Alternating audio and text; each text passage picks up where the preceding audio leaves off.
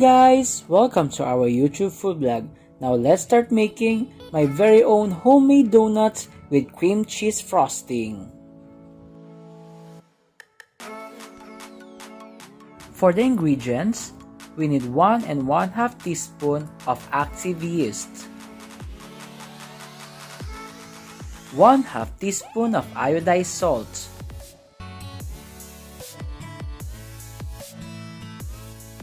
4 tablespoons of white sugar,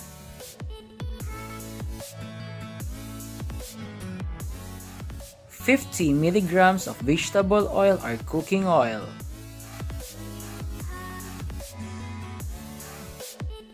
280 milligrams of warm water, and for the last, we need 500 grams of all-purpose flour. Now let's proceed to the procedure on how to make a homemade donuts. In a large, clean mixing bowl, add all ingredients: all-purpose flour, iodized salt, active yeast, white sugar, vegetable oil, and warm water. Now use a spoon to mix all ingredients together.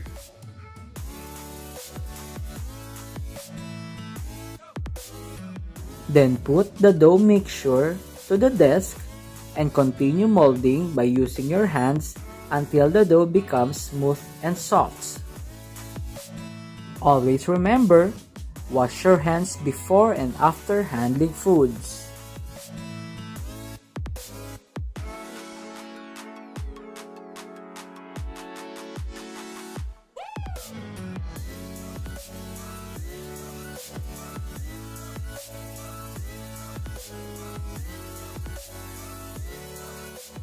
When the dough is already smooth and soft, place the dough in a mixing bowl, cover by a plastic cover or a clean towel. Wait until 30 minutes or when the dough is double the size. When the dough is already double the size, remove the dough from the mixing bowl, put in the desk, use a rolling pin to flatten the dough in a big round shape.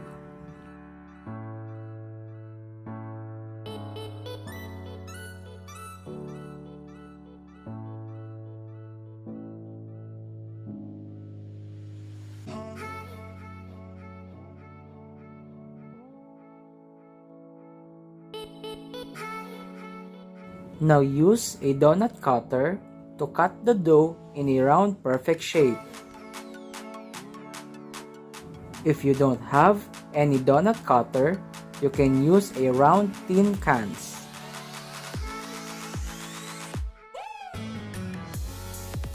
Now put a small amount of flour to your baking tray and place your donuts.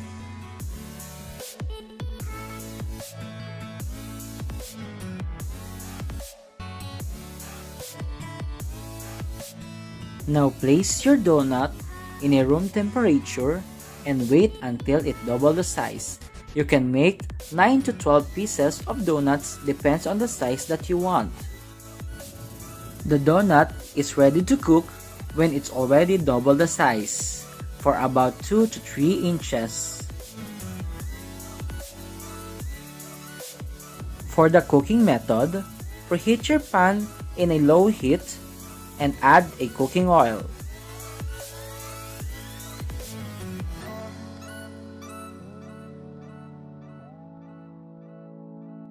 After 3 to 4 minutes of heating the oil, place the donut to the oil and cook until become golden brown.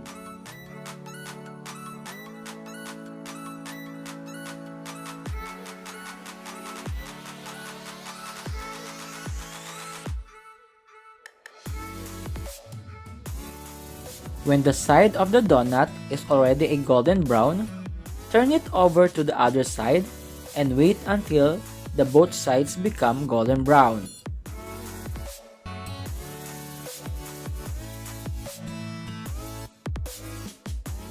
When the both sides of the donut is already golden brown, place or transfer it to a tray with a tissue to absorb the excess oil.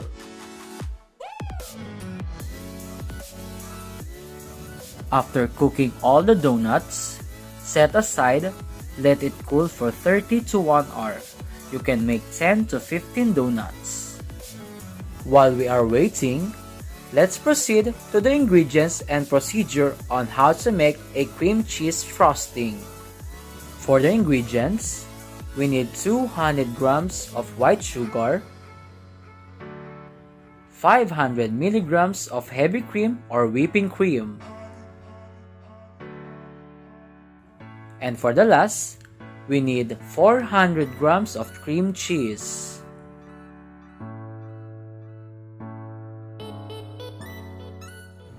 For the procedure, in a large bowl, add the 500 milligrams of heavy cream, then mix it for 3 minutes using a hand mixer.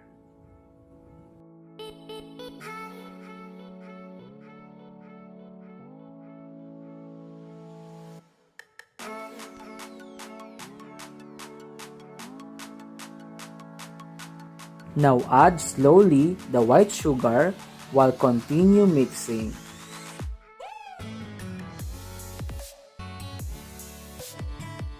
Just continue mixing until become a heavy, thick batter.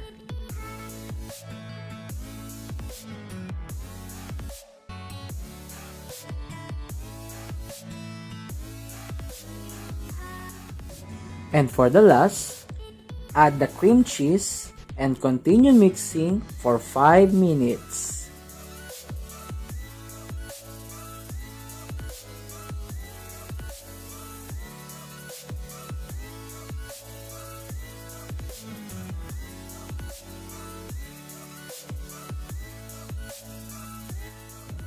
In this video, I added 2 tablespoons of chocolate spread or cocoa powder to add more flavor to my frosting.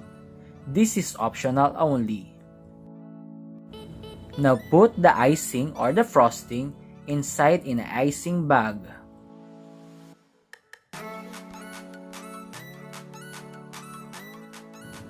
When the donut is already cool, use a knife to cut a small hole to the middle of your donut.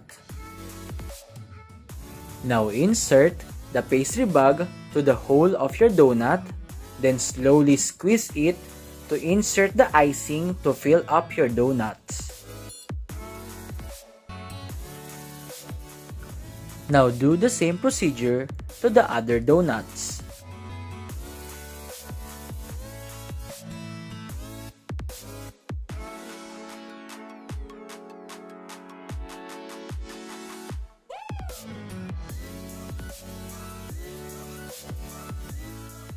When all the donuts is already filled up by the icing, set aside first and let's proceed for the decorating.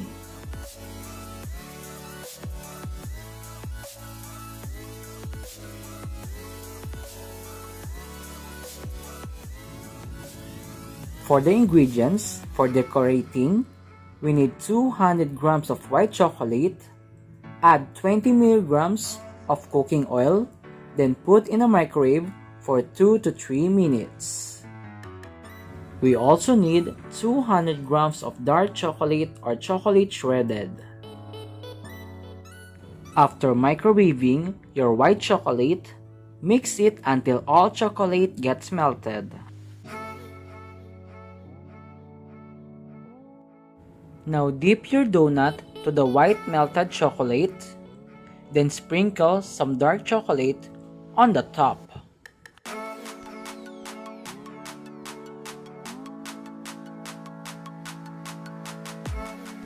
Now do the same procedure to the other donuts. Dip your donut to the white melted chocolate and sprinkle some dark chocolate on the top. And this is our homemade donuts with cream cheese frosting. Serve it with a smile and enjoy eating with your family and with your friends.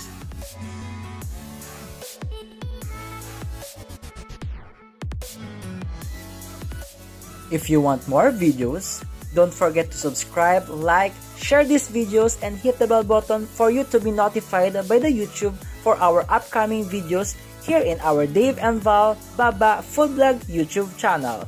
Thank you for watching and God bless. Love, love, love!